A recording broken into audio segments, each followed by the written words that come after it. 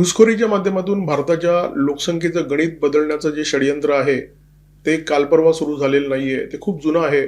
East पाकिस्तानच्या निर्मितीपासून हे षडयंत्र सुरू झालं. वंगबंधू शेख मुजीबुर रहमान यांच्या काळापासून हे सुरू आहे. त्यांच्या कन्या शेख हसीना यांच्या काळात सुद्धा हे जे षडयंत्र आहे, ते जोरात होतं. पश्चिम बंगालच्या मुख्यमंत्री ममता बॅनर्जी यांनी घुसखोरांना भारतामध्ये मुक्तद्वार दिलं आणि हे घुसखोर भारताच्या मतदार याद्यांमध्ये शिरकाव करून भारतामध्ये कायमस्वरूपी बस्तान ठोकण्याच्या तयारीत असताना केंद्र सरकारने स्पेशल इंटेन्सिव्ह रिव्हिजन या मोहिमेची सुरुवात केली. या मोहिमेच्या अंतर्गत बिहारमधून 68 लाख मतदार यादीतून वगळण्यात आले. पश्चिम बंगालमध्ये या मोहिमेच्या अंतर्गत 3.5 कोटी असे मतदार सापडलेले आहेत, ज्यांचा 2002च्या मतदार यादीशी कोणताही संबंध नाहीये.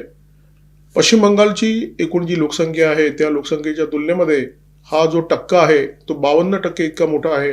अर्थात याच्यामध्ये बांगलादेशी घुसखोरांचा खूप मोठा भरणा आहे. या बांगलादेशींची जर भारतातून हकालपट्टी करायची असेल तर बांगलादेशच्या सत्तेवर शेख हसीना असणं अजिबात उपयुक्त नाहीये.